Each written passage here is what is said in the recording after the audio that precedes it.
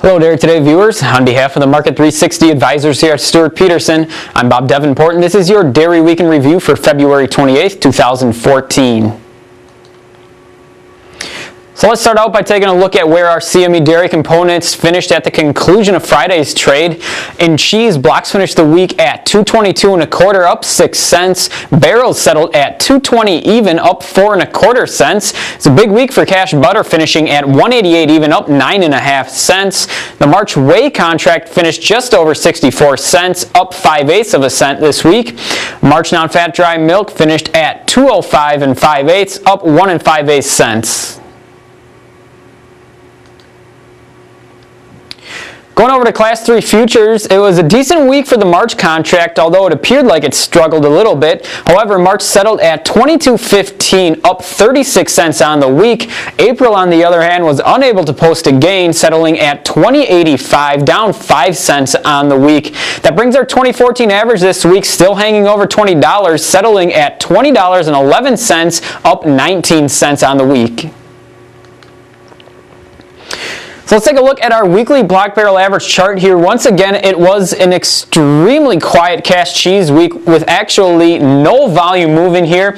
You can barely see this dash here, and that's where we settled this week. We were up 5 1/8 cents on the week. However, there was no trades that took place. The buyers did step in though, and they were bidding cheese up a couple of cents each day really this week, with no sellers willing to step off the sidelines once again and unload any cheese. Now that was a little bit supportive to milk futures as we got later into the week, but they weren't very impressed by that early on, and they struggled to post gains there. However, going back to the chart here, if cheese can really hold up and the buyers are willing to keep bidding things higher, really we could be in for a retest of this most recent record high from just a couple of weeks ago. So going over to our second month milk chart, here we have a daily chart of March milk. Now February will be coming off the board on Tuesday, and March will be that front month spot. So April will be the contract to watch really starting next week, the one that will really be leading the milk market here. Now going back to March though, as you can see, a few weeks ago we took just a little bit of a breather here from this sharp rally, and we traded sideways within about $1 range.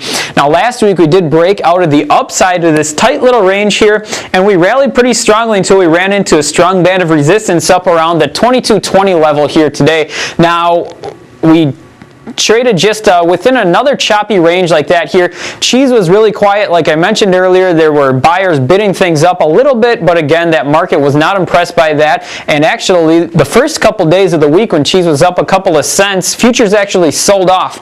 Now, that continued bidding later into the week was finally enough to support cash, and futures followed suit there, again with the March contract posting a gain on the week of 36 cents, but really still hanging within this range here. Now that range that we saw this week was about 60 cents, and we sort of just chopped up and down in between there. So we're going to have to see what next week brings, if we're going to be able to keep going with this strength here, or if we're going to see some further weakness next week if sellers decide to step in and cash.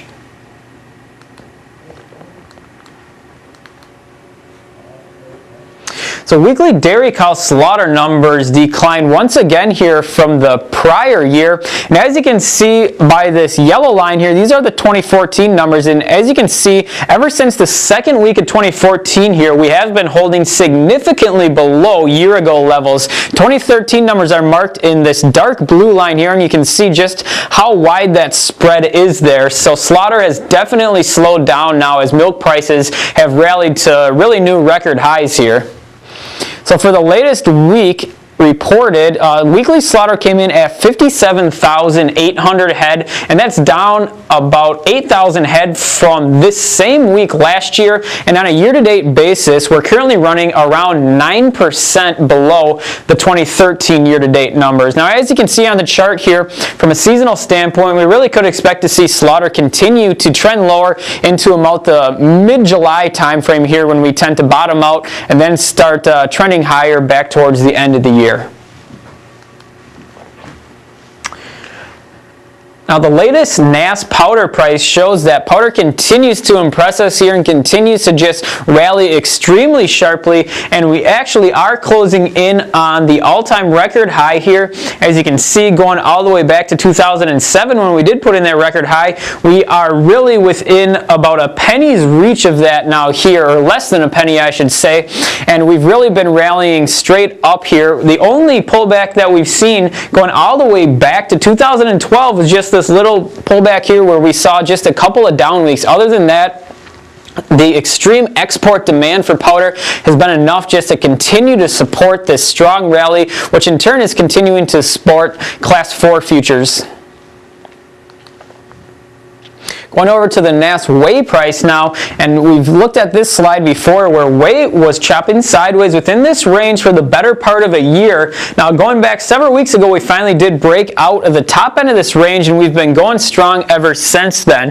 So basically the next stop on the upside as far as an objective goes would be this 2012 high here, a retest of that, and we might run into a little bit of resistance there, but as long as the export market remains hot, we could possibly expect to see some further strength in whey, which would continue to support milk prices as well.